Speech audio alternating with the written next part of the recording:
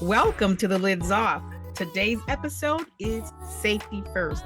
For those of you who are hearing us for the first time, I'm Lydia Carter. I am a CTE middle school teacher. CTE is an acronym for Career and Technology Education. And what I do is teach our youngsters how to navigate through Microsoft Office apps, and I help them develop their logic skills by giving them a little bit of computer programming, a few languages in computer programming. And I am Leisha Hayes, a mother of a 16-year-old daughter. I've been in corporate training for over 15 years with a bachelor's degree in human resources. This podcast was created for you to take a little peek into my classroom as I take the lid off to give you little gems about what you can do to create a positive academic experience for your daughters. This week, I had the pleasure of interviewing Stacy Stigner. She is Dean of Students at an elementary school, and she dropped a lot of gems about safety. So Leisha and I would like you to listen to the interview first, and we'll return with some comments afterwards. Thank you so much for joining us today, Stacy. This is one of many milestones for us as you are the first guest to visit the Lids Off, and we are so excited to have you. Well, thank you, Miss Lydia. So, for those of you listening today, with us, we have Stacy Stigner. She's the Dean of Students at the United Elementary 17th Street Elementary School. So, what I want to do here is create a community where parents and teachers can work together to provide a positive academic experience for middle school girls. Now, I know you're in elementary. Yes, ma'am. One of the attributes, well, before we get started, let's back up. First, tell me a little bit about yourself and how you became Dean of Students, and anything you want us to know about your school, feel free to plug that place. Okay. So, I'm Stacy. I am originally from Wichita, Kansas. I moved to Columbus, Ohio in 2020, right in the middle of a pandemic. Wow. And that was fun. So, prior to moving to Columbus, I taught in high school with special needs students for about, I'm going to say 13 years. Decided that wasn't really serving my purpose, what I was called for. So I went into a caseworker for youth that had developmental disabilities as well as mental health diagnoses. So worked with that for maybe about a year, and I've always had a desire to be in criminal justice. One of my minors and from college is in criminal justice. It just always interests me. So I figured, hey, let me go into something with that. A position for a juvenile probation officer came available with the county that I was in, and so I got hired on that. I believe that was February of 2017. So started working there. Absolutely loved it. Saw that there was lots of needs, especially for our girls. When I was there, it was all these programs for boys, anger management, helping them with school, just all these programs for boys, but there was nothing for girls. And so I went to our director and I said, hey, can we get something? Can we get a girls group going or something? And she was like, well, we don't really have a curriculum for that. And I said, you know what? I got it. So I created a curriculum for a girls group with the probation department there. So started a girls group which featured, self-love pretty much, safety, and just letting them know it's okay to be you. It's okay not to look like who you see on TV, who you hear on the radio, who you see on social media. So just trying to pick that up. While I was also there, I became a human trafficking specialist. So the youth that were either victims or involved in some shape or form with human trafficking, they became on my caseload. So worked real closely with the program for that, and learned that Wichita, Kansas, where I'm from, is one of Mhm. the hubs for human trafficking in the country. Prior to that, I had no clue.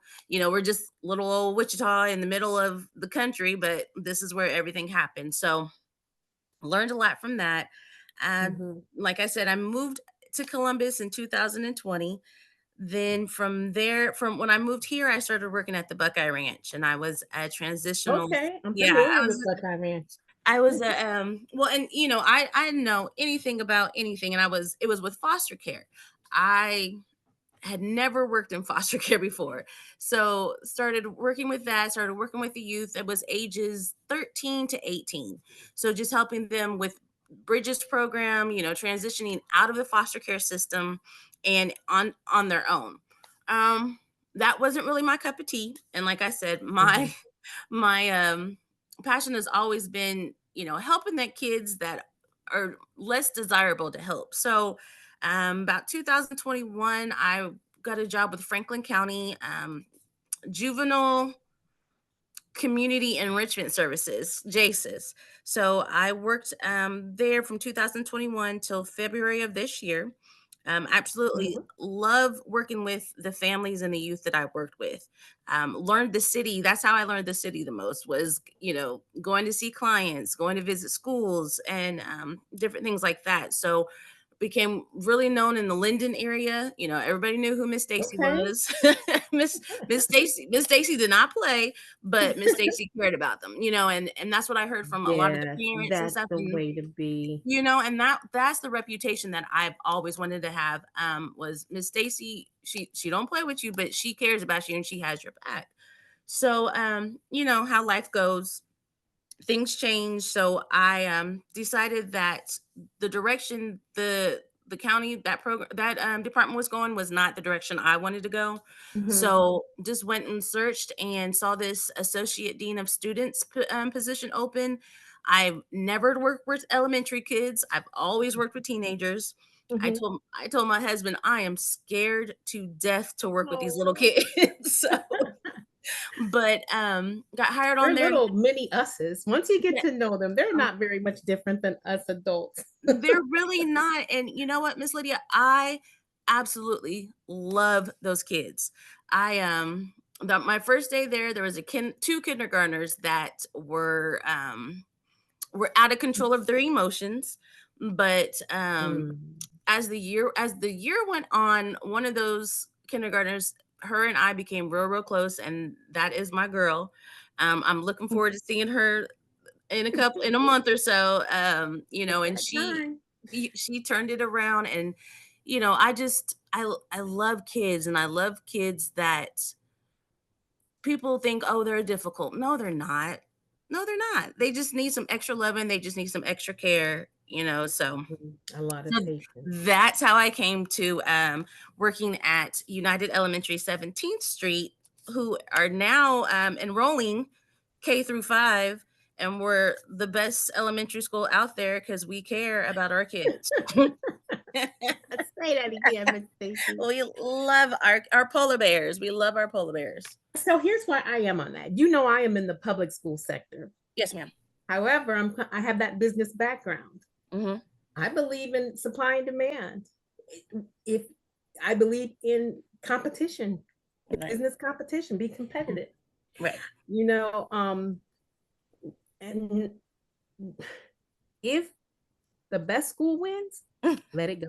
Okay. Let it do its thing. Yes, ma'am. So kudos to you for having the best elementary school.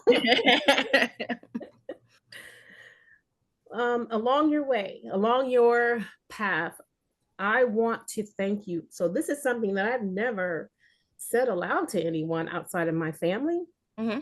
But thank you for your work that you do with the kids and the families, because I have a granddaughter who Okay. was trafficked Oh, wow. at Okay. a very young age. And there Okay. was so much uncertainty and Hmm. so much anxiety about where that kid was. What Yep. were we going to see her alive again? Yep. And so people like you, and I understand that that was not where you wanted to be, but I believe God put you there for a moment and for a season. Yes, ma'am. And so thank you for serving in that capacity because Oh, our families and our girls need you yes, or, yes, and need people to care like that. there's so much stigmatism. I'm not gonna get off on my No. soapbox on there, Yep. but there's so many, false truths about that. Like, oh, they come from a damaged home. Oh, Oh, no. this and Mhm. it's like, no, they're not. It's simple as, hey, your friend is like meets a guy or meets a older girl or meets somebody, and it happens in a blink of an eye, and Right. you don't even realize that you're caught up in something until it's too late, you know? And then Mhm. once they're caught up in it, they're so young because their minds aren't fully developed, so they don't know Exactly. how to get out of the Exactly. situation that they're in. It's just like any other situation that young adults, that teenagers get in. Okay, now I got in it. Now I don't know how to get out of it. And Exactly. so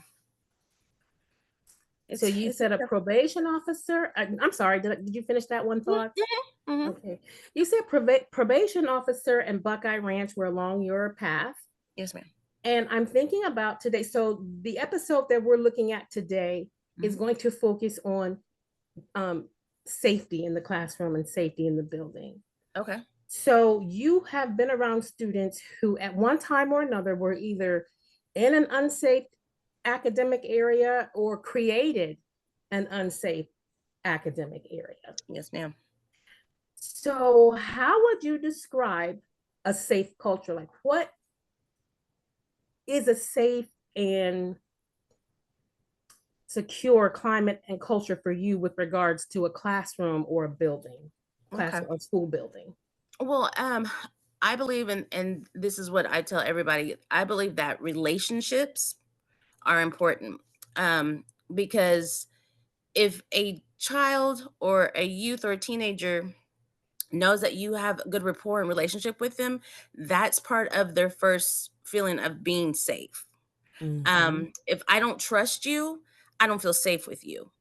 Okay. Now that's where it starts. Now, to expand it, it would be, there's several individuals in that building that they feel safe with. So if Mhm. they're in the bathroom, they know there's somebody close that if they feel unsafe, they can go to. If they're in the office, same thing. There's somebody that I can go to. Um, and then it's just making sure that all of the kids understand that, we are responsible for our own safety as well as the person next to my safety. And I Mhm. say that because a lot of I don't know if teachers or parents don't understand this, but in a classroom, you spend so much time in there that starts to become a family. And Yes. it's important to keep your family safe. And that's what I tell the kids, when they get in fights and everything. Okay, so you're fighting your family member. What do you how do you feel about that? What would you think if somebody came and tried to fight your brother? Well, I wouldn't like that. Okay, that's your brother. That's your sister. So Mhm. I try to get that going, and then trying to just keep the visuality of it all just on par. Mhm. And so we're talking about middle school students, but our podcast is really geared toward middle school parents. Okay. Can you think of something that parents can do to prepare those girls to be safe? So I heard you say that those students know, regardless of where they are, they know Mhm. where they can get to safety if they have to. Right. Right. So parents may, and I'm kind of filling in blanks for you, and I'm sorry. Mhm. So Yeah. parents may say, okay, make sure when you're in school that you can identify a safe place or a safe teacher Right. that you can go to. Can you Mhm. think of something else that they can do as parents to help prepare their daughters to either be safe in school or help provide a safe environment in school? Absolutely. Parents need to be aware of who their daughters and even their sons, who they're communicating with. Um, Mhm. this social Good point. media, these phones, oh my goodness. I was telling somebody the other day, I'm so thankful that I'm not a teenager or a young person right now, because the phones are gateways to dangerous situations. And I Mhm. feel like parents sometimes use them as babysitters, sometimes use them as distractions so that, well, they're not in my hair. No, you need to be vigilant on who your child is talking to, what's going on. Because if you hop on those group chats, you hop on those pages and you see, oh, such and such is going to fight, or such and such is doing this, or such and such threatening to Yes. bring something to school. As a parent, I want to know what's going on in these group chats. What's going on? Is my child involved? Is my Mhm. child, is their friend involved? Is one of their classmates involved? I just need to know what's going on in this school. Mhm. Um, and also just stay in communication with school staff. I think parents don't do that enough, either because one staff member has left a bad taste in their mouth, or they haven't had a good experience. There's several staff members there.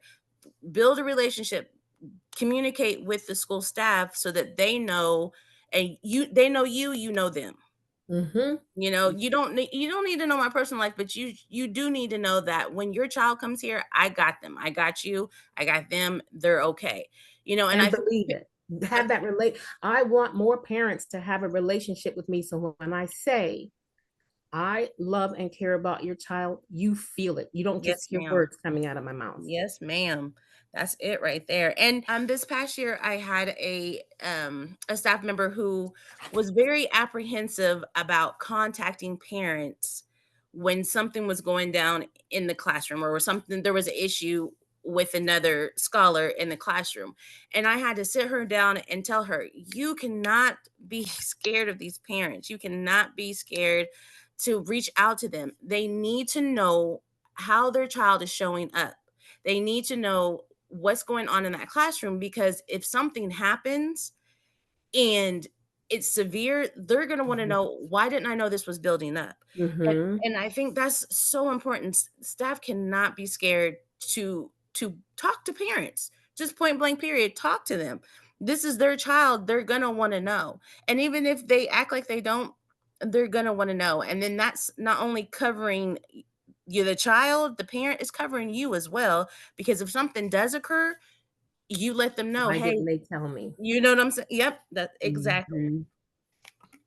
And I want to add, for those parents who were apprehensive or maybe a little embarrassed when they get that call. Mhm. You had mentioned earlier that even those girls that were in very unfortunate situations, that situation they were in is not indicative of the home they came from. Right. It is not a reflection of your parenting, of your home. Mhm. It's not. It's really not. Like I said, social media, phones, just them being in this society that we're in today, all Mhm. play a part in how that child shows up and how that child behaves. So, I have a 16-year-old daughter, and I Okay. So you've been through the whole middle school shebang bang. and still going through the shebang bang. But I love her dearly, and I see the environment that she's in and the people that she's around, and Mhm. I have to trust and believe and trust in God that He has her covered, He has her protected.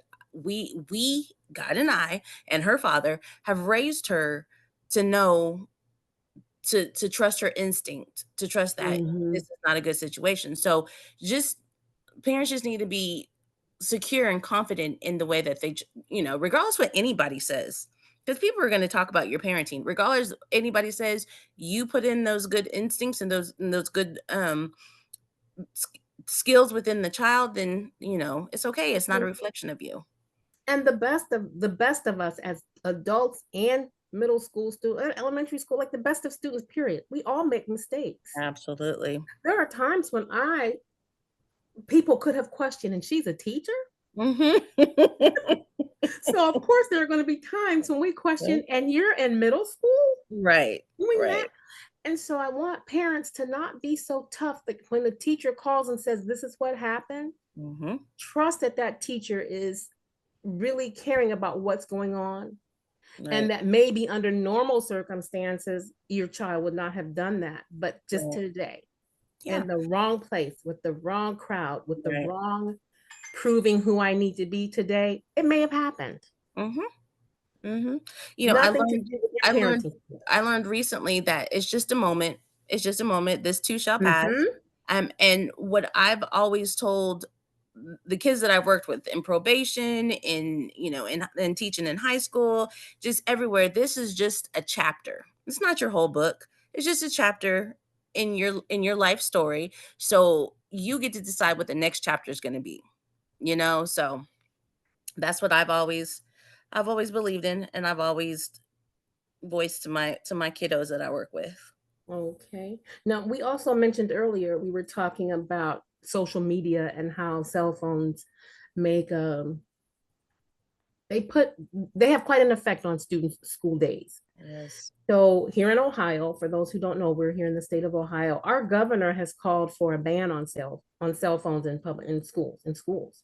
And so many parents feel that their students will be less safe. So I'm not saying I'm not taking one side or the other because I think there are arguments on both sides. Mhm.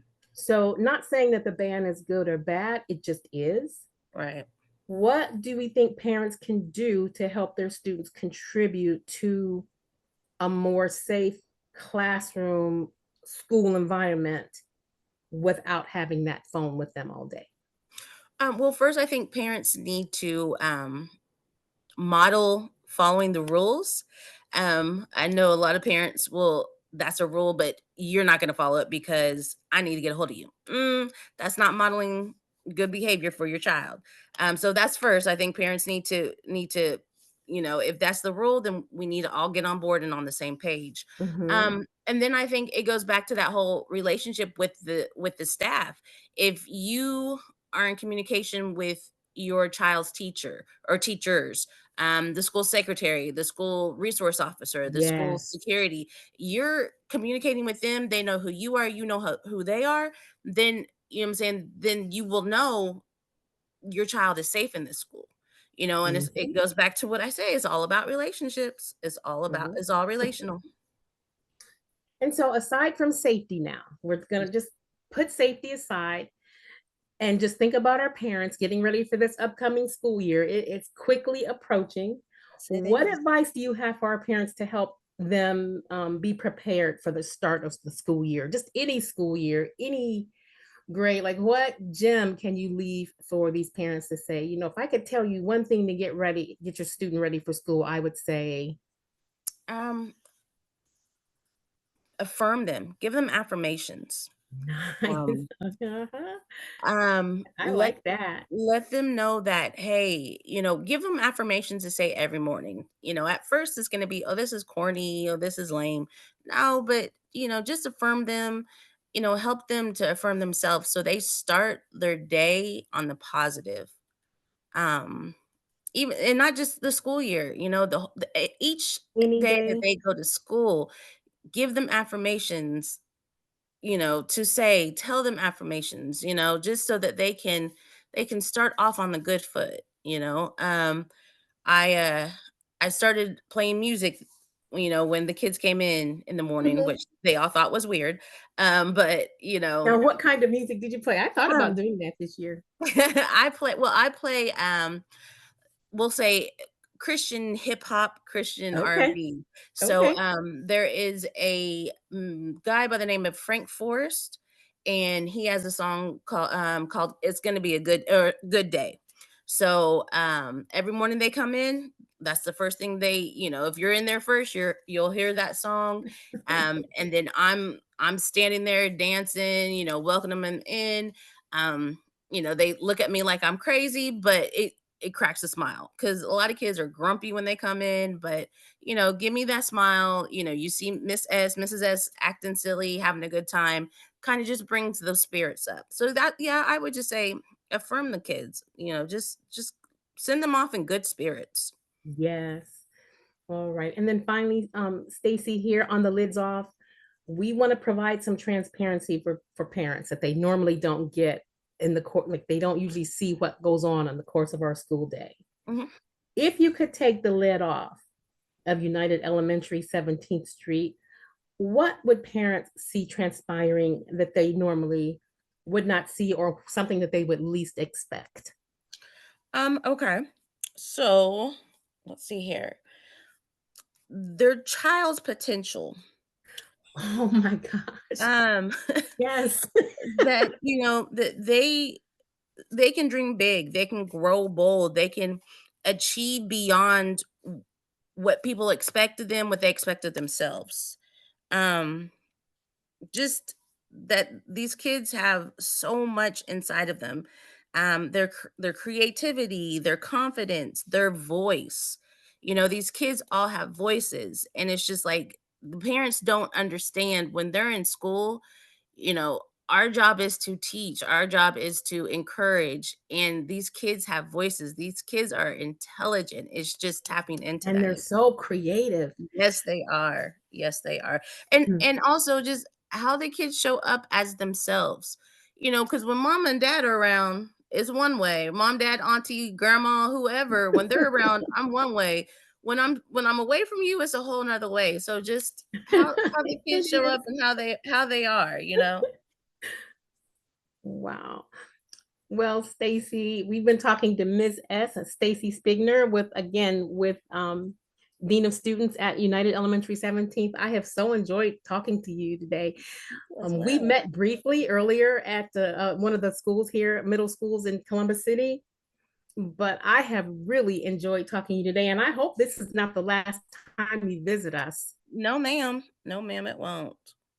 All right.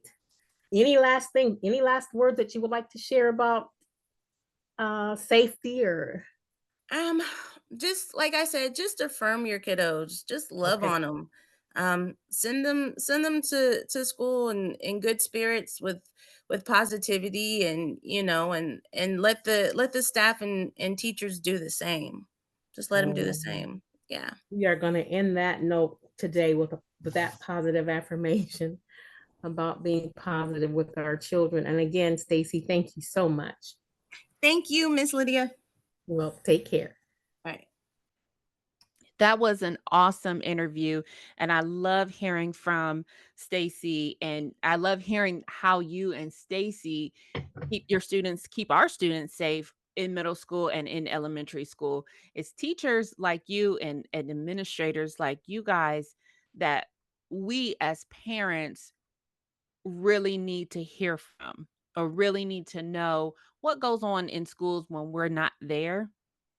And one of the things that stuck out in my mind, in that interview, is how to communicate with the teachers, how parents communicate with teachers. And for me, one of the biggest worries as a parent that I had was not all teachers have the same intentions as you and Stacy. So, how do we communicate with teachers that just don't like our children just because of who they are? And one of those obstacles that I had to face with my child going through middle school, or not middle school, actually, it started in elementary school. She went to a Lutheran Catholic or a Lutheran school. It was a private school. A little bit of background about that. We Mhm. put her in this private school because the classrooms were smaller.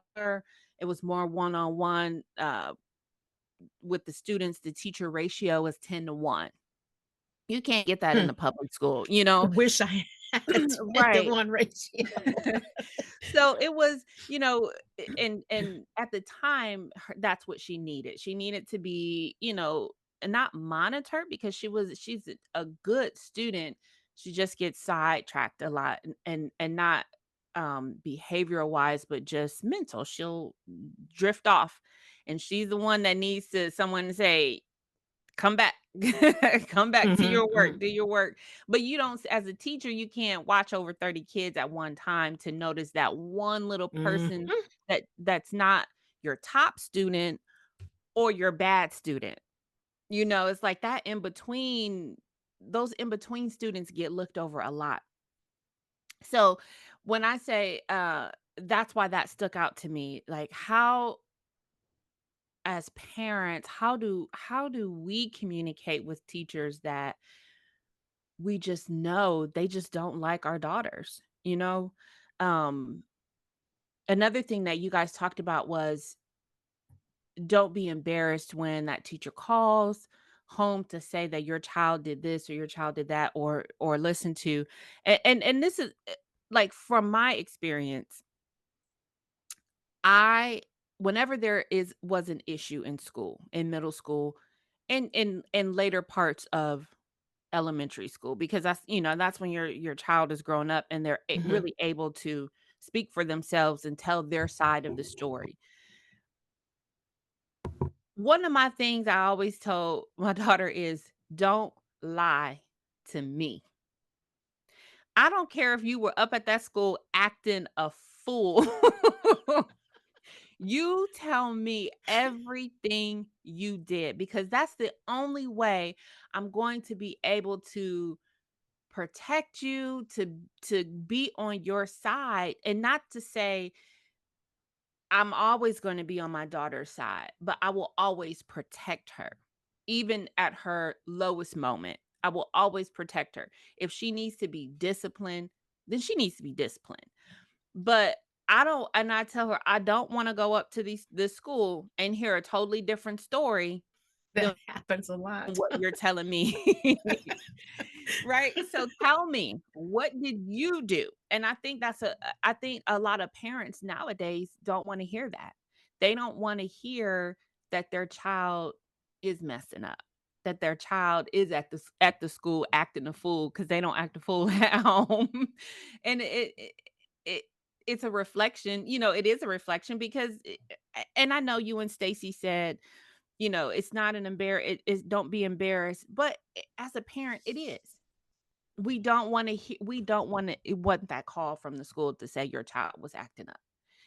But I understand what you and Stacy are saying when you say you have to call to say, "This is what your kid is doing in school." So, a quick story, I'll try to be quick. I know I can be long-winded sometimes.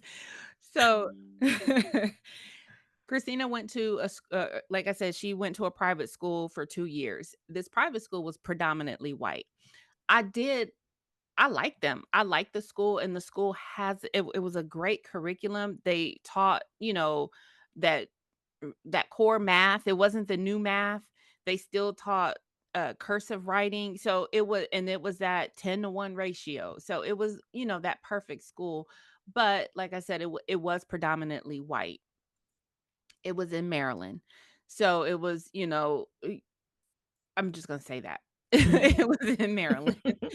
Um So there are stereotypes that I think our girls get when we're at a predominantly white school and we have predominantly white teachers. Um, Christina has always been taller and thicker than her peers. Even the boys, she's always been taller. She like stands over the kids in her class when she was in elementary school.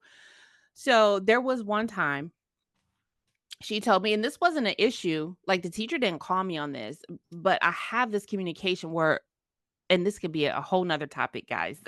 Like I said, I'm long-winded, but here I always ask her, how her day went at school, and I want to get details. Our kids, normally, they come home, you say, "How was your day?" "Good." "Fine." "Okay." Don't settle for that. Get details. Ask them, you know, "What did you talk to your teacher about today? What did you talk to your friend? What did you laugh at today with your friends? Who did you eat lunch with? Who did get details, because that'll get them to opening up and start telling them stories about the dynamic in the classroom, and that you have a visual of, okay, these are her friends. Okay, this is who made her sad today. And this is the conversation that her and her teacher had today, just to get that insight on the classroom. But this particular story, I asked her how her day went, and "Oh, it was fine." But after peeling back some of the stories just to get what happened that day, she said, they took a test, a math test, Mhm. and she said she was finished. So they I guess they had to take their paper up to the teacher's desk when they were done. So she said she was finished. She took her paper up to the teacher's desk, and the teacher said, "There's no way you're done. Go back and finish your work." So she Was said she really done? she said she was confused because she said she was done. She went back to her desk with her paper, and there was another peer right after she sat back down who took her paper up, and she was white. She took her paper up to the teacher's desk, said she was done. The teacher accepted it and didn't tell her Okay. she wasn't done to go back and sit down. And she said, "I don't understand why she accepted, this student's paper, but she didn't accept my paper." So I said, "Well, did you ask her?" And I can't like this. I can't remember the full story, but there was like little microaggressions like this that this teacher displayed against her. And Mhm. it was always this teacher took the side of, and I don't want to sound prejudiced or anything like this, but it's things that you notice. The teacher took the side of the white girl with the tears over the black girl that's tall and big and she can handle it. Oh, Mhm. because she looks older, I'm going to treat her older, when really our girls are the same age as the girls in their classroom. They all have that same mindset as a 10-year-old.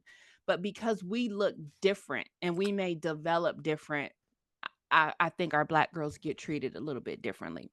So it's things like, and I tell this story to go back to, how do you communicate with a teacher like that as a parent?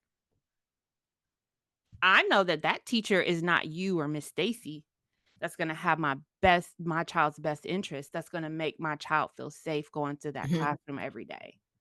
So I'm going to say this first. There are studies that do confirm that Black girls are treated as adults sooner than they are. Mhm. I can't recall the study. If I, Mhm. when it comes to mind, I'll post it on the website for anyone who wants to follow that up. But the main thing that Stacy's interview brought out, and I appreciate her for mentioning this, is that it starts with relationships and affirmations from home. Mhm. When your daughter has a relationship with her parents and she's affirmed, then it's easier for her to feel safe to go to you and tell you what really happened. And it's easy for her to recognize what safety feels like so that she can find a teacher who makes her feel safe. Yes. All right. Number two, even though I love all of my students, all of them don't know I do because my biases do come through because I'm human. Mhm. A professional will reflect on those biases and say, you know what? You're right. This is something that I'm letting my personal affect my professional. And I have had conversations with parents where I've had to go back to a student and say, I didn't realize that that's what happened. And Right. that student and I were okay. Mhm. I can say that most of my peers are the same way. So sometimes that teacher may not even be aware that their biases are showing. Yes, I agree with that. I do. However, there Because are and my thing times. is, I liked her like, she was really nice. Mhm. Like, I liked her, but, you just see those little, and I'm like, "I bet she doesn't even realize she's treating my daughter like this because she smiles at my daughter, and she talks to me, and she talks to my daughter, but it's just those little microaggressions that I don't think she was aware of." Mhm. That has to be acknowledged by parents first. Yes, I'm having a bad experience with this teacher, but this teacher may not know what they're doing. Mhm.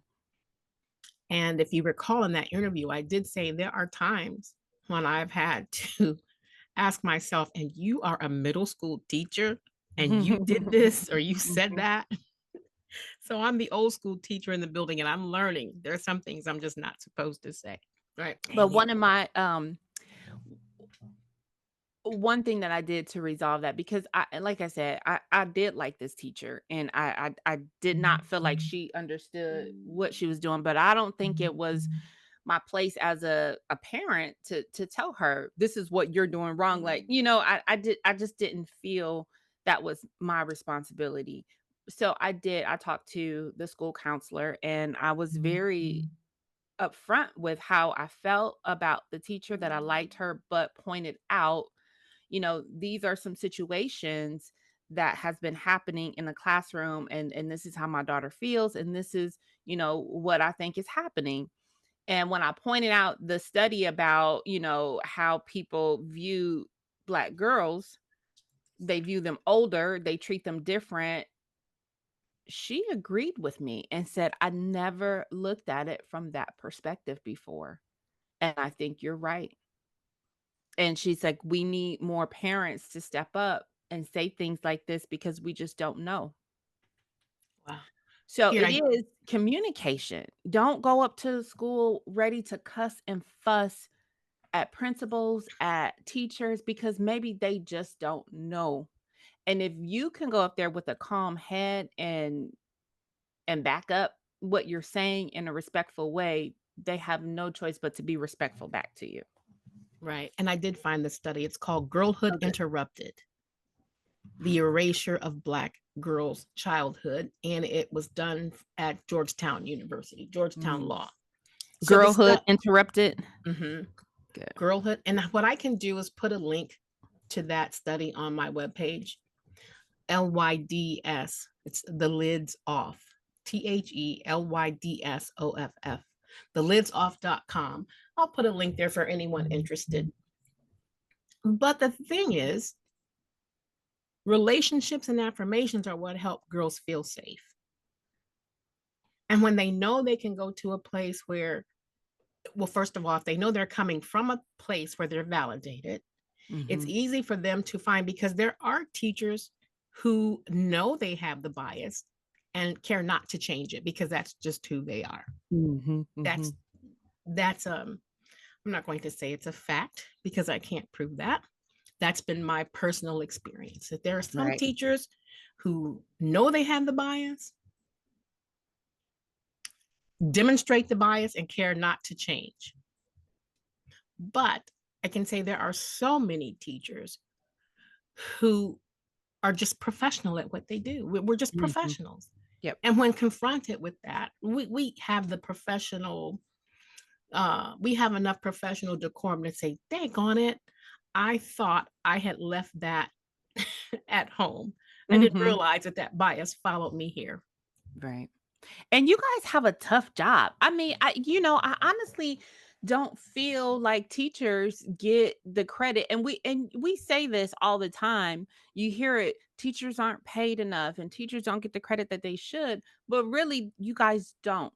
Because when the normal working parent or person goes to their job, they don't have to deal with 20 different personalities in their classrooms that may have trauma coming from home, and they're at this age where they don't know how to deal with that trauma at home. We go No. to work, I mean, as an adult, you go to work and you deal with, you know, 20 other adults, then they still probably have trauma, but you handle them as an adult. You don't have to coddle, not really coddle, but it's a different dynamic. So teachers get burnt out. They get burnt out, and a lot of, I feel like, I shouldn't say majority, but some parents feel like it's the teacher's job to fix their student, their kid, and it's not. It has to start at home first. That's a whole other I dissertation. know, right? I agree. I may be one of the I may be one of the minority teachers that say that needs to be done at home It first. does. Yes. However, oftentimes it's not, and we Mhm. do the best we can. When you are called to do this, and we talked about this a little bit in our last episode, I believe I have been called to do this. This is why I'm still doing it, and this is why I enjoy every single day of my job. Now, it's difficult when you know, I'm going to pull it back to safety for just a moment. When you know you are responsible for these lives, um, and students don't do what they're supposed to do to help keep the environment safe, this is when I need to rely on parents. And as Miss Stacy said, have a relationship, affirm that they are going to have a great day. Affirm that they have the potential in them to achieve academically and to be peaceful socially. And that means following the rules, obeying some of the school rules. So when there's a fire drill, don't talk. Mhm. When there's a random shooter drill, don't talk. Follow the rules. When the law says no phones, follow the rule. Yes. When the teacher says keep your hands to yourself, keep your hands to yourself. It's Yeah. the little things like that. And if you have someone if you have a young lady who is emotionally sound, then she doesn't feel the need to rebel and go against the grain to get that attention in Mhm. school. Yep. So the foundation for having a safe environment is to have that relationship with your child and to affirm that child every morning when you send them off Mhm. so that they don't have the need to be rebellious. Um, that doesn't And mean not to mhm. question Mhm. and not Yep. to observe when you're being picked on. It just means you don't have to be extra to get that Mhm. attention. Um, And I do you and Stacy talked about e just what you just said, follow the rules, and it starts at home. They will if you follow rules, they will follow the rules. If you enforce the rules are the rules, this is what you have to do because it's a rule. And you know, as a kid, you just don't know. You want to do what you want to do. And it's like, well, you don't follow the rules. How come I have to follow the rules? Well, we have as an adult, you have to follow the law. So you don't go around breaking the law. You don't go around parking in handicap spaces when you know that's breaking the law if you don't have a handicap sticker or running a red light or simple laws that we follow on an everyday basis. Those are the rules at school that your kids should follow. If everyone just started there, base rules. You guys talked about Ohio having the law of not having cell phones in school any Mhm, longer. That's the rule. Period. mhm, Follow it. mhm. It's hard because we're in a time now where phones are it's they're like drugs. It's an I left home addiction. without my phone one day. I was just gonna run to the grocery store real quickly, and I didn't have my phone. I felt like my baby Pinky, he was chopped off.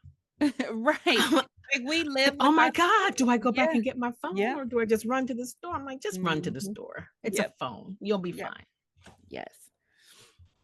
But I and, so yeah, I really felt like, you that interview was just an awesome interview with Stacey, and I definitely, would like to have her back on this show where all of us can have great conversations together because she mentioned that she has a 16-year-old daughter as well, so I would love to hear her perspective of her being, a school administrator and putting a daughter through middle school at the Mhm, same time, like, she has both worlds, you know what I mean? Like, mhm. so She's welcome to come back. She yeah. made that very clear.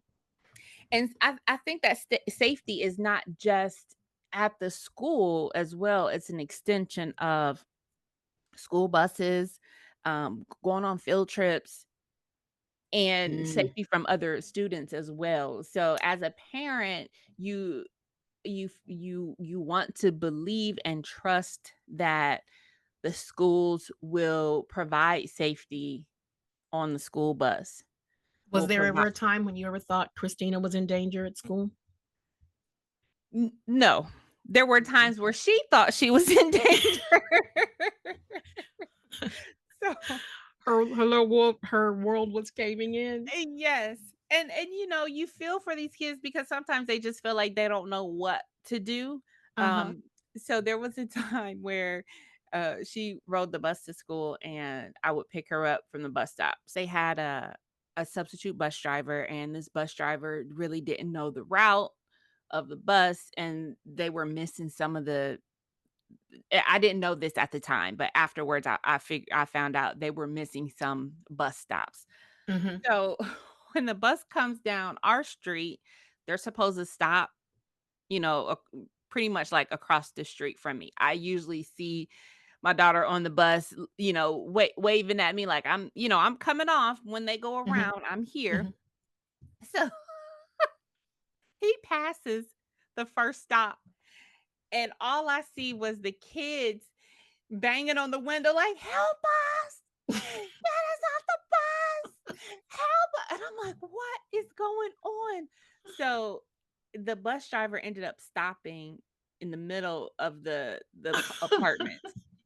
So I go across the street, to get her, and I mean, all these kids ran off the bus crying because they thought this bus driver was trying to kidnap them and to keep them on the bus.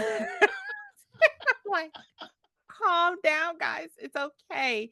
He's a new, but like, this isn't his route. And it was sad to see that it wasn't just my daughter being dramatic. It was the whole bus.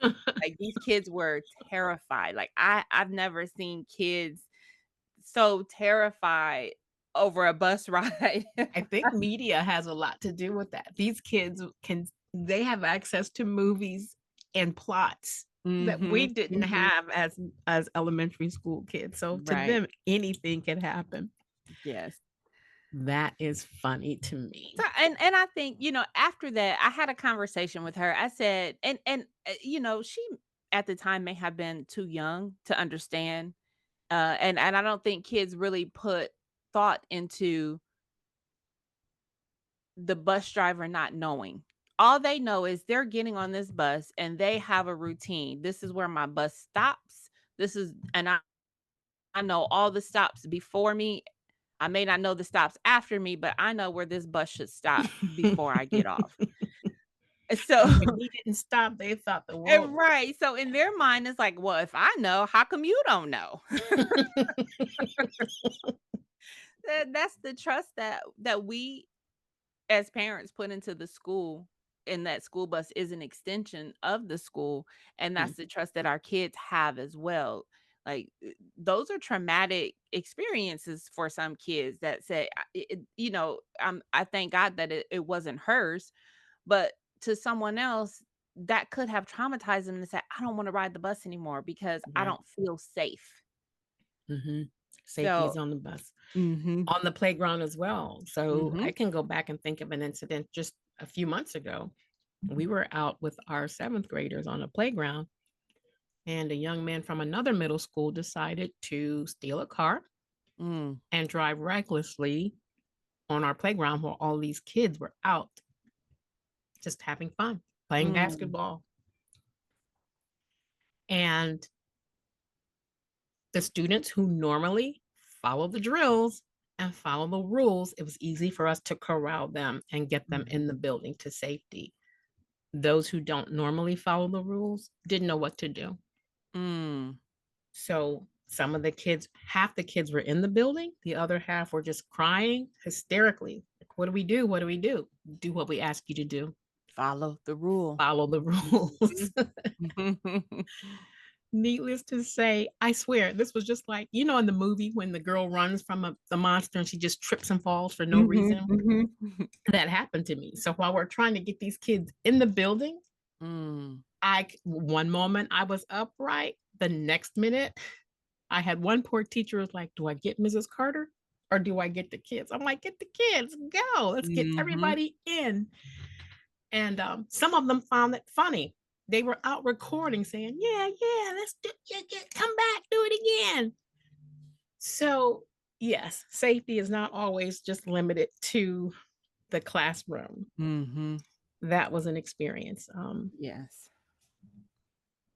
But But I think one of the just to kind of wrap the safety first up, I honestly feel like even if your student's teacher is not the teacher that you can communicate with or that your student can't go to, find one in that mhm, building. There is one. There they're is there. they're there.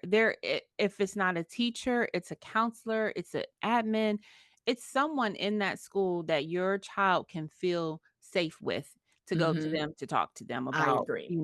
whatever there is. But find that person in your school. And the way to find it is to get involved.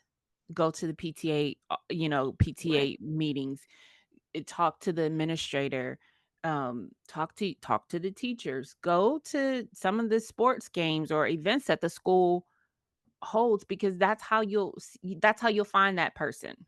Mhm, and my age was showing in this interview with Stacy. I kept saying, "Call the teacher, call the teacher." In my day, it was easy to call call the teacher, send an email. Yes, Please, send an please email. email the teacher. I don't Yes, want teachers saying, "Why is she telling them to call? I don't have time to answer yes. phone calls." So I apologize to my fellow teachers. Please send an email and text. And a lot of teachers will have a voice mail that you can call and leave Mhm. messages. So And I have found, um, in middle school, which was a total difference from elementary school, is that some of the teachers don't even mind text messages. no, Like, not at all. they will, give my number. I give them my number. "Is it okay to text?" "Yep." And I'm not going to text this teacher in the middle of the night or, when they're off, but definitely, like, nowadays, everyone, has their phone, text messages, emails, so Just not it during the school day. right. And if it is, know that the teacher will not text you back until the end of the school day. But I think the communication is where to start. Communicate with those teachers. Find a teacher that you trust, your student to confide in or have that safety with. And most It's of the a time, kids. partnership. hmm hmm And teachers do work together. There are kids that I know just don't like me, not Mhm, because of my biases, not because I treat them any differently. They just don't like me. They don't like mhm, my personality, my look, my affect. I know when they're having issues with me to give them a pass to go to a teacher who they do feel like when they're having a moment. mhm, I'm not the one who can calm them down because I'm not their cup of tea. But I know Miss Brown across the hall is. mhm, And I can say to them, "Do you need a moment? Do you need to go see Miss Brown?" And even though they may not like me, they do respect that I respect their feelings. So those mm. teachers are there's several teachers in any building where um, children can feel safe and go to. There's someone for everyone. Yep. Yes. I think we've had a great conversation about safety today. Mhm. I'm encouraging you all to go to the website, thelidsoff.com, take a look at Girlhood Interrupted. I also encourage you to take a look at what we did last week. If you go to the same website, thelidsoff.com, you can find a link to L. Hayes planners. So last week we talked about planning and how timing is everything. And that discount is still available for those of you who want to take advantage of that. Did you want to say anything more about the planner, Alicia? It is a planner specifically for mothers sending their daughters through middle school. So right now, that's who I'm targeting with this special lids off planner, but it does give some tips on how to get your daughter through middle school. And it gives some insights on what your daughters are feeling without you knowing how they're feeling and how to communicate with them during this time. Wow, that was a lot of information we went into and talked about. safety first, a lot of different aspects of how to keep our kids safe in school, what we can do as parents, and communicate with our teachers. That will wrap us up for today. We have taken the lid off of safety. Tune in next week for another topic of Lids Off. Take care. Bye bye.